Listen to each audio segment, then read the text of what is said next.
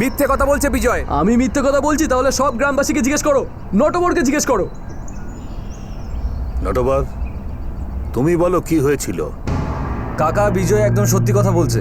আমি ওখানেই ছিলাম যখন কোমল অরবিন্দর ঘর থেকে পালিয়ে আসে।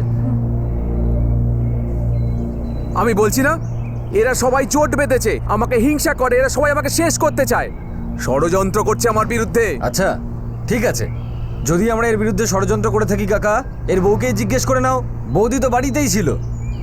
গন্ডগোল যদি নাই থাকতো তাহলে আমায় দেখে কেন বৌদি দরজা বন্ধ করে দিল?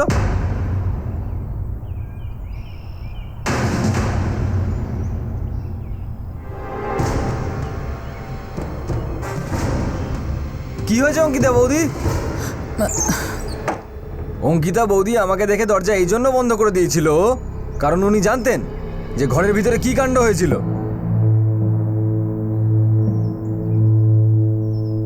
অঙ্কিতা, বলো কি হয়েছিল? তোমার স্বামীর ওপর এই যে বিজয় আর ওর পরিবার দোষারোপ করছে, সেটা কি সত্যি?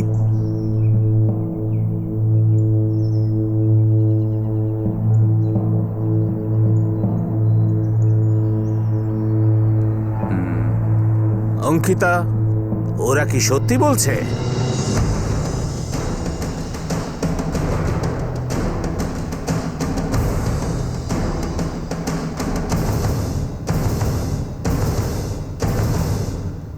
পঞ্চায়েত যা গ্রামের সমস্যাগুলি শোনে আর বিচার করে।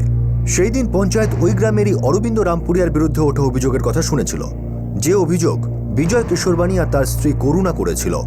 মামলা ছিল বিজয় আর করুণার 8 বছরের মেয়ের, কিন্তু অপরাধটা কি হয়েছিল? বাসন চাই, পুরনো কাপড় দিয়ে নতুন বাসন নিয়ে নাও। বাসন চাই, পুরনো কাপড় দিয়ে নতুন বাসন নিয়ে নাও। এই কোমল, এদিকে আয়। কি নোংরা জলে খেলছিস ওখানে? চল, বাসন চাই গো। পুরনো কাপড় দিয়ে নতুন বাসন নিয়ে নাও। বেছে নিয়েছিস? একটু কম করো না শেঠ। আরে আমি যে দামে পাই সে দামেই তোকে দিচ্ছি। এই দাম দিলে তো কিছুই থাকবে না, একটা বাসনের ওপর মাত্র 5 থেকে 7 টাকা। আরে তোকে যে বেচছি না আমি, তাতে আমার 10 টাকা থাকে। তুই কি তার অর্ধেক দিতে চাস? চারিদিকে জিনিসের দাম বাড়ছে, সংসার চালানো মুশকিল। ঠিক আছে, 50 পয়সা কম করে দেবো। খুশি?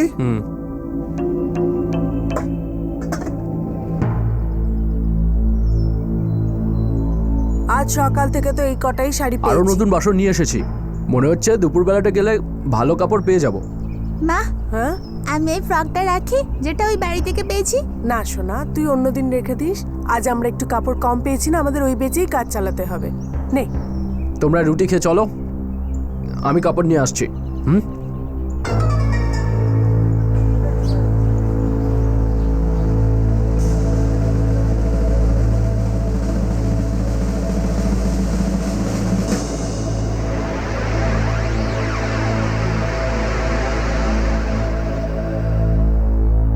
অরবিন্দ দা,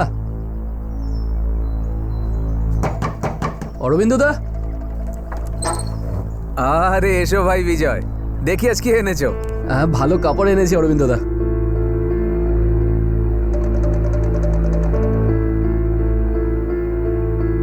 ভালো না? এসব পুরনো ফ্যাশনের, এর আর কত দাম হবে? 1 2 3 4 5 6 7 8। এই নে, আর এই নে। মাত্র 60 টাকা? এটা তো খুবই কম অরবিন্দ দা। আরে এর থেকে আমি আর কত বেশি পাবো? তারপর শহরে আসা যাওয়ার ভাড়া, তারপরে আরো কত খরচা আছে। আমি তোর 5 টাকা বেশি দিচ্ছি।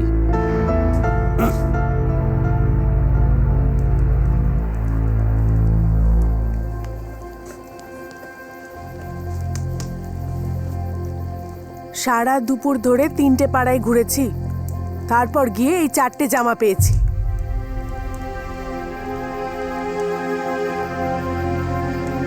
ভালো লেগেছে তোর এটা? হ্যাঁ বাবা। এই কোমল, রেখে দে ওটা, কাল যদি কিছু ভালো পাই তখন রেখে দিস।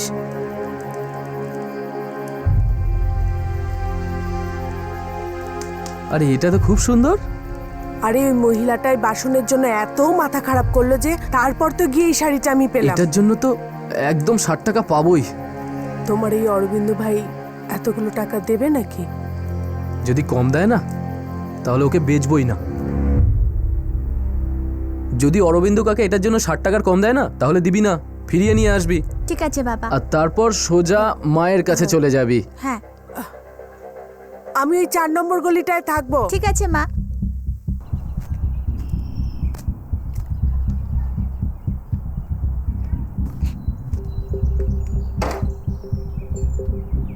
কানাই, স্কুল ছুটি হলে সোজা বাড়ি আসবি, এখানে সেখানে যাবি না। হ্যাঁ মা।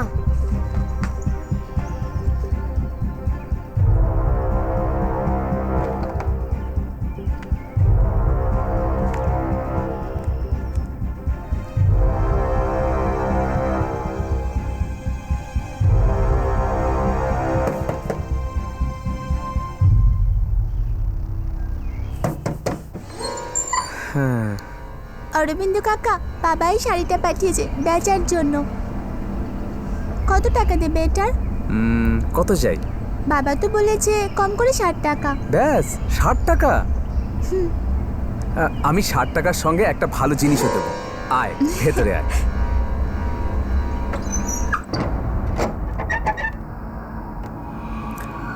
আয় শোনা, চল চল রান্না করে চল।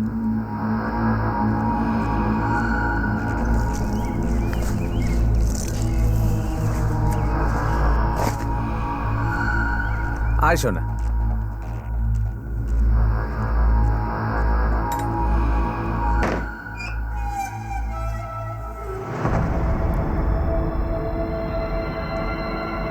কি করছো কাকা? লাগছে কাকা। কাকা কি করছো কাকা? লাগছে। কি করছো কাকা? লাগছে কাকা। কাকা খুব লাগছে, এরকম করো না কাকা, খুব লাগছে কাকা। কাকা কাকা কাকা খুব ব্যথা লাগছে কাকা। কে ভেতরে? দরজা খোলো। কাকিমা আমায় বাঁচাও। কাকিমা কাকিমা দরজা খোলো। কে ভেতরে? দরজা খোলো। দরজা খোলো। খোলো দরজা। ভেতরে কে? দরজা খোলো। কাকিমা তাড়াতাড়ি খোলো। ভিতরে কি করছো আর তোমার সাথে?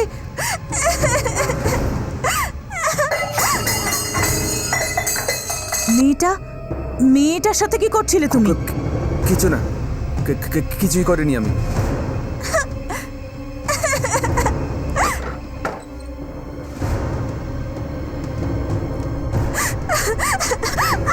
আরে আস্তে বাবা।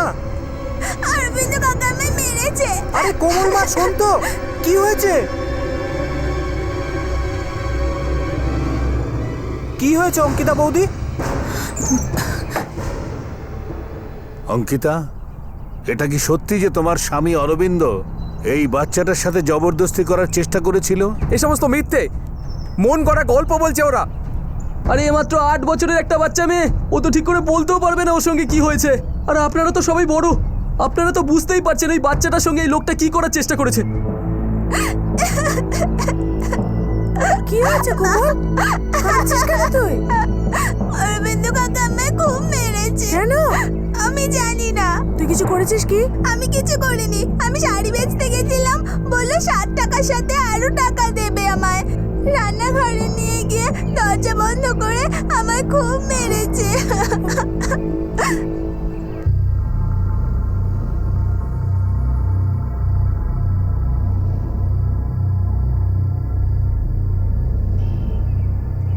আমি দেখেছিলাম, অঙ্কিতা বৌদি তো বাড়িতেই ছিল।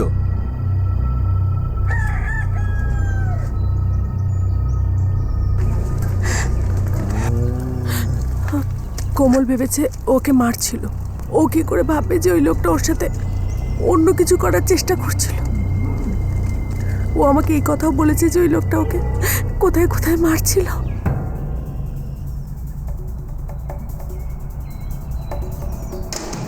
এসব কি বলছো তোমরা উল্টো পাল্টা? আমি কিচ্ছু করিনি। মিথ্যে কথা বলবি না অরবিন্দ। আরে ও একটা বাচ্চা, তুই ওর সঙ্গে এরকম কি করে করতে পারিস? ও যা বললো তোরা মেনে নিলি? মিথ্যে ও বলছে, আমি নয়। আর আমি নিজের চোখে দেখেছি বাচ্চাটা কাঁদতে কাঁদতে বাইরে বেরিয়ে এলো, আর অঙ্কিতা বৌদি না আমায় দেখি দরজাটা বন্ধ করে দিয়েছিল। অঙ্কিতা বৌদি তুমিই বলো না হয়েছিল এটা কি? ও কি বলবে? ও তো এটাই বলবে যে কিছুই হয়নি।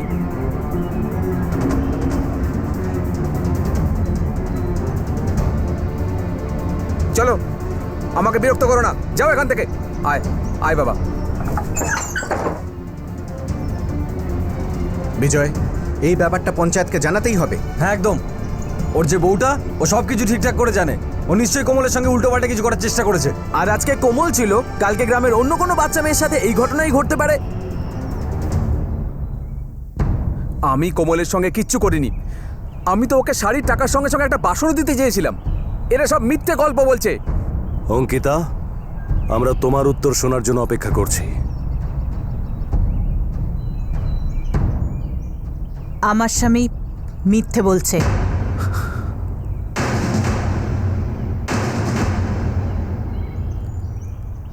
এ মেয়েটার সাথে নোংরা কাজ করার চেষ্টা করছিল। আমি বাইরে কাপড় মেলছিলাম, তখন আমি কোমলের চিৎকার চেঁচামেচির আওয়াজ শুনতে পেয়ে আমি ভেতরে যাই। দেখলাম যে ও রান্নাঘরের দরজাটা ভেতর থেকে বন্ধ করে রেখেছিল। আমি সময় মতো এসে না পড়লে তো ওই মেয়েটার সাথে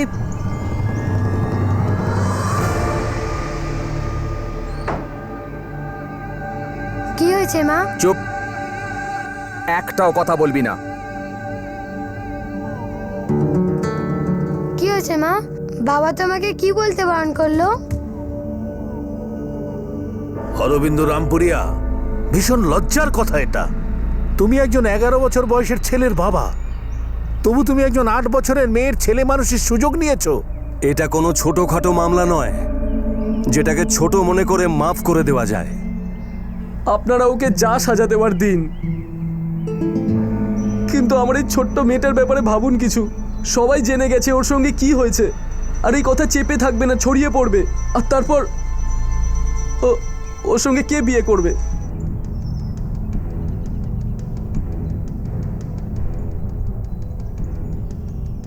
অরবিন্দ আর অঙ্কিতা, এ কথাটা তো সত্যি যে যা কিছু হয়েছে তারপর এই বাচ্চাটাকে বিয়ে দিতে অসুবিধে হবেই। পঞ্চায়েত এটা মনে করছে যে সমস্ত দোষটাই অরবিন্দের, কাজেই এই দোষটা অরবিন্দের পরিবারকেই শোধরাতে হবে। এই জন্য পঞ্চায়েত ঠিক করছে যে অরবিন্দর ছেলে কানাই এই কোমলকে বিয়ে করবে যখন কোমলের বয়স 18 বছর হবে।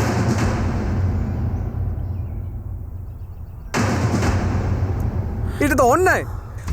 আমি অন্যায় করেছি, তার সাজা আমার ছেলে কেন পাবে? অরবিন্দ, তুমি প্রত্যেক মাসে কোমলের ভরণ পোষণের পয়সা দেবে, আর যখন 18 বছরের হয়ে যাবে তখন তোমার ছেলের সঙ্গে ওর বিয়ে দেবে। বিজয়, পঞ্চায়েতের রায় তুমি কি মেনে নিচ্ছ?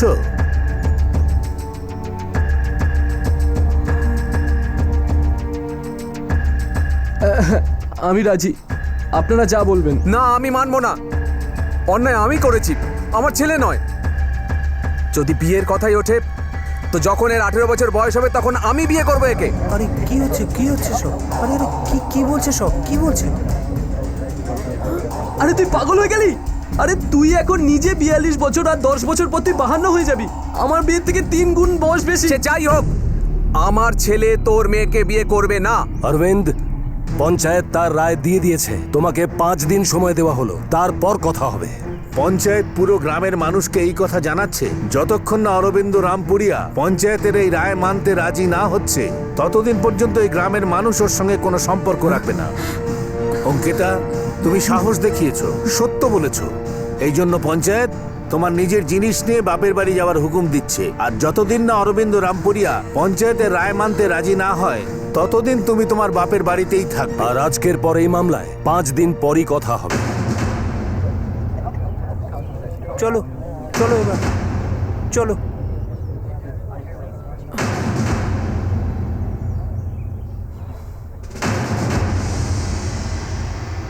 একজন স্ত্রী একজন মহিলা যেটা দেখেছিল সেই সত্য সবার সামনে তুলে ধরে, কিন্তু পঞ্চায়েত একটা অদ্ভুত বিচিত্র ফয়সালা শোনায় যেটা ওই নিষ্পাপ শিশুটির পরিবারও মেনে নিয়েছিল। যেই পরিবারটি ওই মানুষটির জঘন্য অপরাধের শিকার হয়েছিল তারা ভাবলো তারা বিচার পেয়ে গেছে, কারণ তাদের সন্তানের এই মুহূর্তের মানসিক সমস্যার থেকেও বেশি তার ভবিষ্যতের চিন্তা ছিল, ওর বিয়ে দেওয়ার চিন্তা।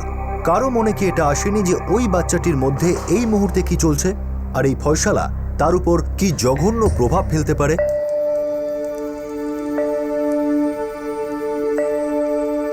যা সোনা, বাইরে গিয়ে খেল। মা, কৃষ্ণা কাকা কি বলছিল? কি অসুবিধা হবে আমার? কিছু না সোনা, যা হয়েছে তুই ভুলে যা।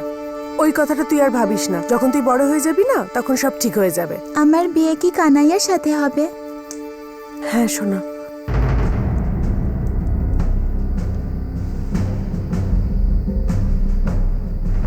পঞ্চায়েত খুব সঠিক সিদ্ধান্ত নিয়েছে। কিন্তু ওই অরবিন্দ তো এটা এখনো মানেনি। খুব মেনে নেবে, আজ না হয় কালকে মেনে নেবে। দেখো ভাই, ওর বউ বাচ্চা অনেক দূরে আছে, আর এইভাবে থাকাটা কোনো সহজ ব্যাপার নয়। ইচ্ছে না হোক অনিচ্ছে মেনে নেবে। আমি কি বলছি, ও যেটা করেছে তার জন্য তো ওকেই ভুগতে হবে নাকি?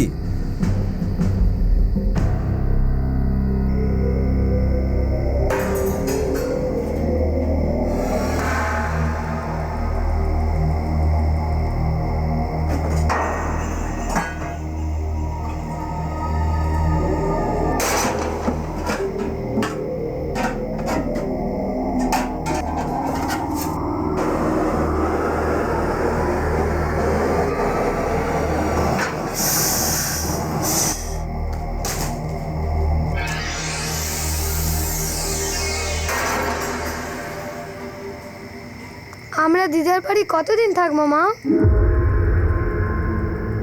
জানি না বাবা, কাল থেকে তুই এখান থেকে স্কুলে যাবি। মা, আমি বাবার কাছে যাব। বাবা কি করেছে? তুই ঘুমিয়ে পড় বাবা, তুই বুঝবি না। মা, কাকা কি বলছিল? আমার বিয়ে কমলের সাথে হবে? পুরনো শাড়ি দিয়ে নতুন বাসন নিয়ে নাও। বাসন চাই গো।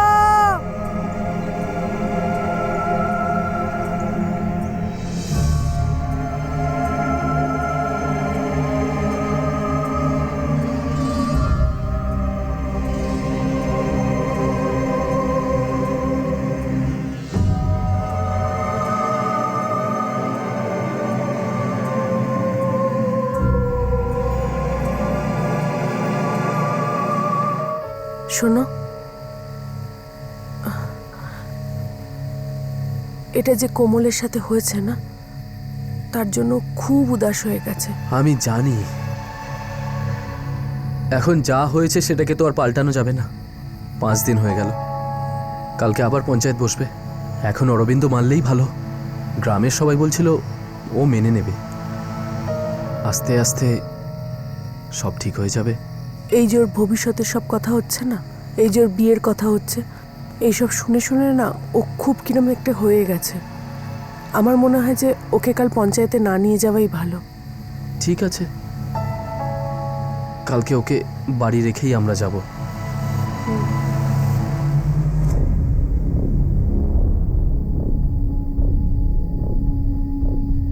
যতক্ষণ না অরবিন্দ রামপুরিয়া পঞ্চায়েতের এই রায় মানতে রাজি না হচ্ছে, ততদিন পর্যন্ত এই গ্রামের মানুষ ওর সঙ্গে কোনো সম্পর্ক রাখবে না। ততদিন তুমি তোমার বাপের বাড়িতেই থাকবে। এই জন্য পঞ্চায়েত ঠিক করছে যে অরবিন্দর ছেলে কানাই এই কোমলকে বিয়ে করবে।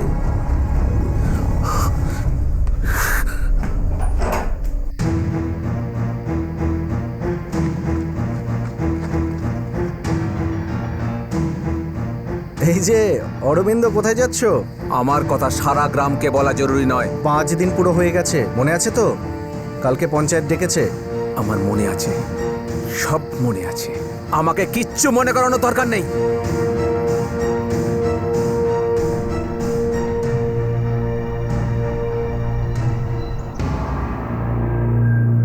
শোনা, আমি আর বাবা পঞ্চায়েতে যাচ্ছি, তুই বাড়িতেই থাকবি, ঠিক আছে?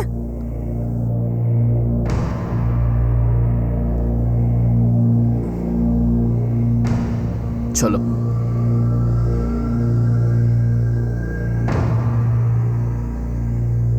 কোমল, দরজাটা বন্ধ করে দে।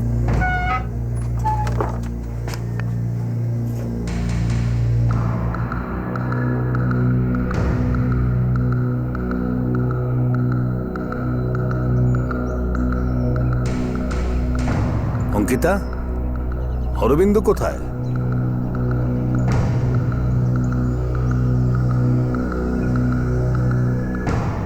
জানি না কাকা, যখন থেকে আপনারা বলেছেন তখন থেকে বাপের বাড়িতেই আছি।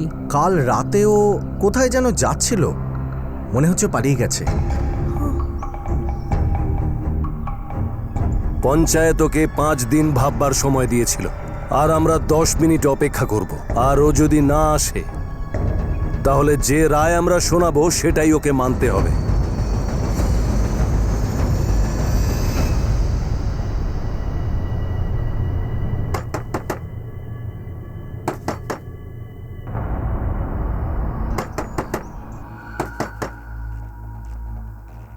কে? আমি অরবিন্দ কাকা।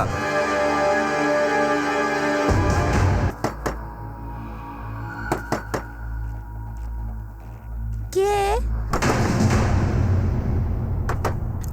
আমি অরবিন্দ কাকা। কোমল, আমায় ক্ষমা করে দে, আমার ভুল হয়ে গেছে। দেখ, আমি তোর মা বাবাকে সঙ্গে করে এনেছি, ভয় পাস না। দরজা খোল কোমল। ব্যাস, অনেক অপেক্ষা হয়ে গেছে। যদি 3 দিনের মধ্যে অরবিন্দ আমাদের সামনে না আসে আর এই পঞ্চায়েতের রায় যদি না মানে, তাহলে আমরা বুঝবো যে আমাদের রায় ও মেনে নিয়েছে, আর আমরা কানাই আর কোমলের বিয়ে পাকা করে দেব।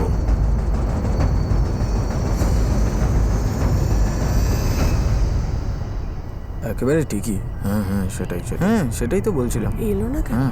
দেখি এখন। কোমল, কোমল বাবু, দরজাটা খোল, দরজাটা খোল একবার।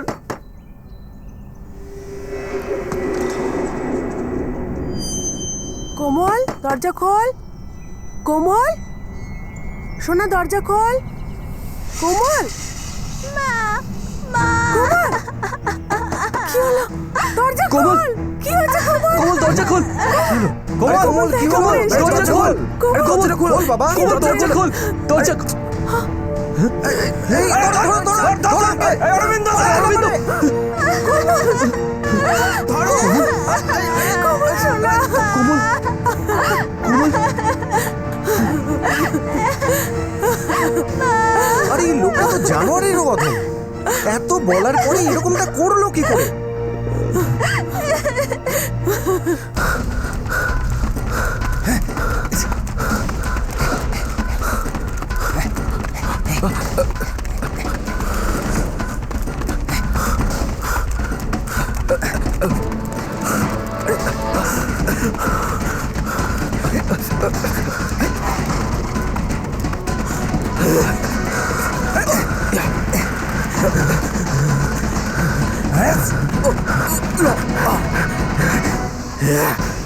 অরবিন্দ! আরে অরবিন্দ, এবার তুই পালাতে পারবি না। অরবিন্দ, অরবিন্দ, এই বিরজু, অরবিন্দ! তুই এখানে দাঁড়া। আমি পিছনে যাচ্ছি, ওখান থেকে পালানোর চেষ্টা করতে পারে। অরবিন্দ! এই অরবিন্দ, একবার খোল। ঠিক আছে, দরজাটা খোল, নাহলে অরবিন্দ! কিন্তু মেরে পিঠে চামড়া গরম করে দেবো। যা, আমি তাদের কোনো কথা শুনবো না। অরবিন্দ, দরজা খোল। বিরজু, আরে সুরজ, অরবিন্দ ঘরের ভিতর কিন্তু দরজা খুলছে না। ওর মাথা খারাপ হয়ে গেছে। জানোয়ারটা দেখতে পাচ্ছি খুব বার বেড়ে গেছে। এখন ব্যাপারটা পঞ্চায়েতের বিচারের বাইরে চলে গেছে। তো এখন কি করা যায়? আমি ওই এনজিও ম্যাডামের কাছে যাচ্ছি। ও কি করবে? জানি না, সাহায্য তো নিশ্চয়ই করবে। ঠিক আছে, তুমি যাও। আমি আর নটবার অরবিন্দকে আজকে এখান থেকে পালাতে দেবো না। অরবিন্দ, দরজা খোল। অরবিন্দ, দরজা খোল।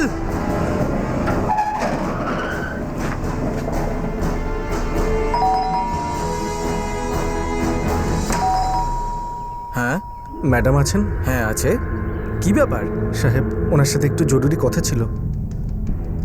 কখন হলো এটা? এইমাত্র ম্যাডাম, আমরা সবাই পঞ্চায়েতে ওর অপেক্ষা করছিলাম, তখনই ও লুকিয়ে গিয়ে এই কাজটা করে। ও এখনো ঘরের মধ্যে লুকিয়ে বসে আছে। দুজন ওর ঘরের বাইরে পাহারায় রয়েছে, যাতে ও পালাতে না পারে। ঠিক আছে, আমি এক্ষুনি পুলিশকে ফোন করছি। আপনাদের এই বিষয়টা পঞ্চায়েতের জায়গায় পুলিশের কাছে নিয়ে যাওয়া উচিত ছিল। আর তার উপর পঞ্চায়েতের এই ভুল সিদ্ধান্তকে কিভাবে মানতে পারেন? সাহেব, আমরা বুঝতে পারিনি ও আবার এই কাজ করবে।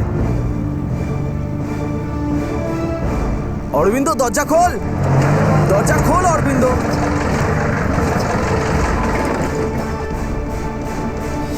স্যারও এখনো ভিতরেই আছে।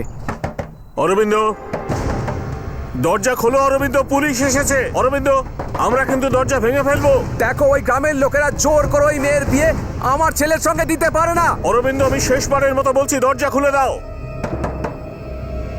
ভেঙে দাও দরজা। ছাড়ো, ছাড়ো, ওকে ছাড়ো, ছাড়ো, ছাড়ো, ছাড়ো, চল, চলো, তোলো গাড়িতে।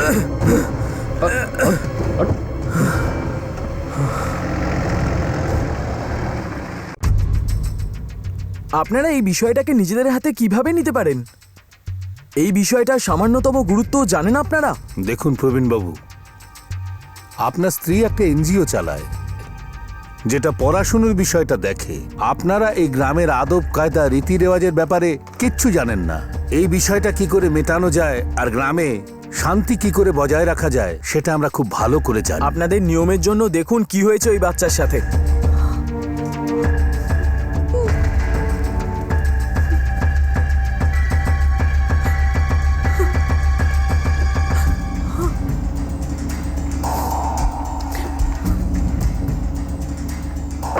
আপনারা ওকে নিয়ে কোথায় যাচ্ছেন? প্রথমে হাসপাতাল আর তারপরে থানায়। এটা আইনের ব্যাপার, এটা আপনাদের সামাজিক রীতিনীতি নয়। আপনাদের তো একটুও ভ্রুক্ষেপ নেই বাচ্চাটা কি অবস্থায় আছে।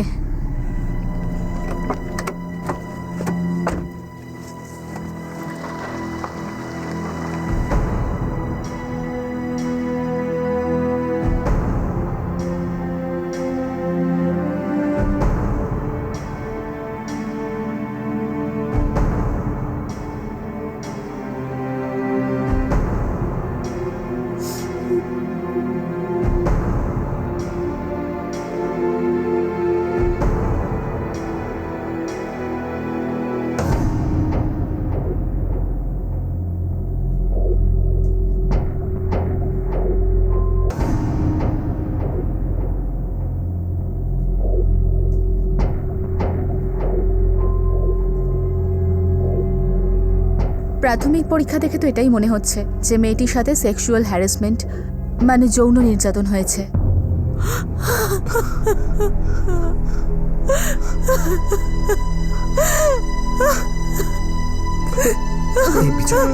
করুণা, এরকম করো না।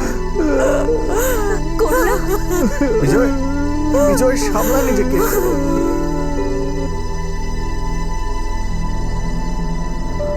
না স্যার, এই মামলাটা আমরা আর আগে এগোতে চাই না। দিদিমণি, অনেক হয়েছে, ব্যাস। কি জন্য এগোতে চান না? দেখুন, ওই লোকটির সাজা হওয়া দরকার। পঞ্চায়েত যা বলেছে তাতেই খুশি আমরা। ওর 18 বছর হয়ে যাওয়ার পর কোমলের বিয়ে কানাইয়ের সঙ্গে দিয়ে দেব। তারপর আস্তে আস্তে ও সব কিছু ভুলে যাবে। বিজয়, শুধু তোমার মেয়েকে বিয়ে দিলেই যে সমস্যা মিটবে তা নয়, আমাদের সবার ওকে খেয়াল রাখতে হবে। আর ওই লোকটা যে ওর সাথে জঘন্য কাজ করেছে তার শাস্তি ওকে দিতেই হবে। আর কোনো পঞ্চায়েতেরই এই সব ব্যাপারে এরকম সিদ্ধান্ত নেওয়ার কোনো অধিকারই নেই। এমনিতেও এফআইআর হয়েছে, এরপরেও আপনার অভিযোগ করুন বা না করুন, মামলা তো আগে যাবেই। কিন্তু সাহেব, এই সব কিছুর মধ্যে আমার মেয়েরই তো কষ্ট হবে, তাই না? দেখুন স্যার, ব্যাপারটা আরো গড়ালে বদনাম আমাদেরই হবে। এখন গ্রামেই রয়েছে, তারপর ছড়াবে। না স্যার, আমাদের সমস্যা আরো বেড়ে যাবে। অরবিন্দু শাস্তি পাক আর না পাক আমাদেরই ভুগতে হবে। এর মধ্যে পঞ্চায়েত কি ভুল আর বলেছে? করুণা, বিজয়, আমরা কোমলের খেয়াল রাখবো। এখন ওকে বড় করতে হবে, খেয়াল রাখতে হবে, কারণ ওর সাথে যে অন্যায় হয়েছে তা যেন কোনো দিন ওর মনে দানা বাঁধতে না পারে। আর তোমরা তো এখন থেকে ওর ভবিষ্যতের চিন্তা করছো। ওকে তো ওর শৈশবটা তো কাটাতে দাও। ও নিজের ভবিষ্যৎ নিজেই বানিয়ে নেবে। এই সময় যেটা দরকার সেটা হলো ওই লোকটাকে শাস্তি দেওয়া। কারণ ওই লোকটা যদি শাস্তি না হয় তো আজকে তোমার মেয়ে কালকে অন্য কারোর মেয়ে হতে পারে।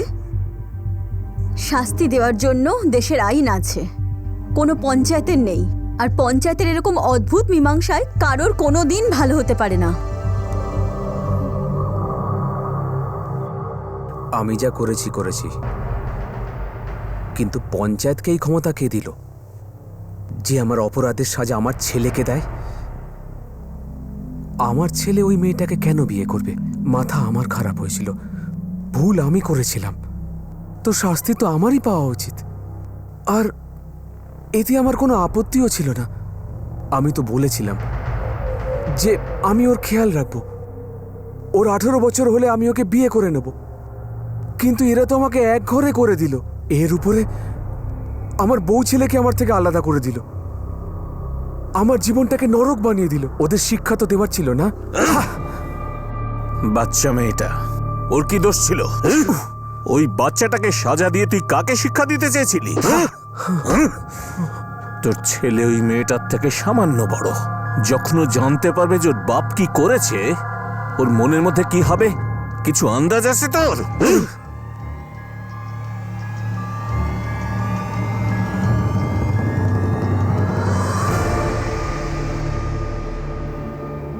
আমি কানাইয়ের কথার কি জবাব দেব মা?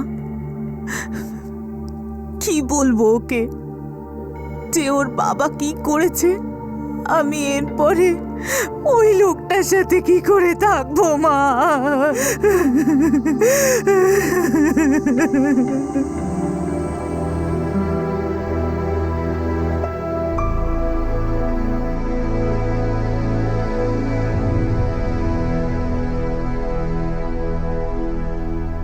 ওরা যা করছে ওদের সেটা করতে দিন।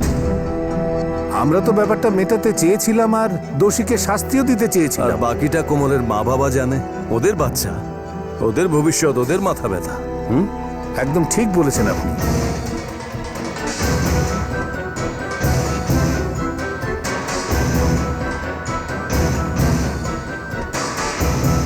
বাসন চাই, বাসন। পুরনো শাড়ি দিয়ে বাসন নিয়ে নাও। বাসন চাই, বাসন।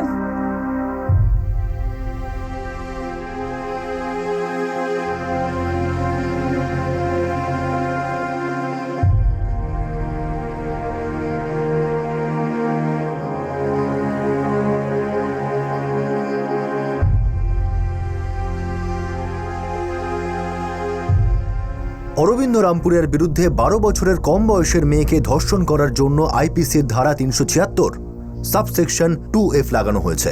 বন্দি বানানোর জন্য আইপিসির ধারা 341 আর নাবালিকাকে অপহরণ করার জন্য ধারা 363 লাগানো হয়েছে। অরবিন্দ রামপুরিয়া এখন পুলিশ হেফাজতে রয়েছে আর পুলিশ দ্রুতই চার্জশিট দাখিল করতে চলেছে। কোমলের শারীরিক অবস্থার তো উন্নতি হয়েছে, কিন্তু মানসিকভাবে সম্পূর্ণ ঠিক হওয়া এখনো বাকি আছে। যদিও পুলিশ বুদ্ধিমত্তার সঙ্গে বিষয়টা নিজেদের হাতে নেয়, কিন্তু আমাদের দেশের আইন অনুযায়ী কোমল এখনো পর্যন্ত না কোনো সাহায্য পেয়েছে আর না তার কোনো রিহ্যাবিলিটেশন বা কোনো কাউন্সিলিং এর ব্যবস্থা করা হয়েছে, যেটা কোমলের অধিকার। বিজয়ের করুণা তাদের মেয়ে কোমলের ভবিষ্যৎ আর বিয়ের বিষয় নিয়ে এখনো চিন্তিত।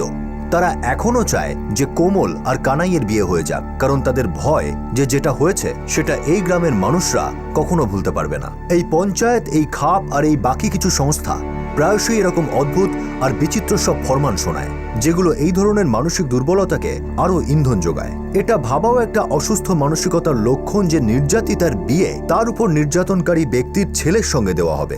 অনেক প্রভাবশালী লোক, অনেক রাজনৈতিক নেতা এই ধরনের বাড়তে থাকা যৌন অপরাধের কারণ অনেক সময় ওয়েস্টার্নাইজেশনকে বলে থাকেন। একটা ধারণা হলো যে শহুরে এলাকায় পাশ্চাত্য সভ্যতার প্রভাব খুব বেশি পরিমাণে পড়েছে, আর মহিলাদের উপর বাড়তে থাকা অপরাধ এই কারণেই বাড়ছে।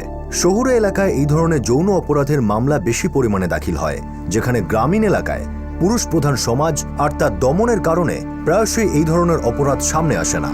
এই অ্যানালিসিস সত্ত্বেও পরিসংখ্যান অনুযায়ী গ্রামীণ এলাকায় সেক্সুয়াল ক্রাইম রেট শহুরে এলাকার তুলনায় অনেক বেশি।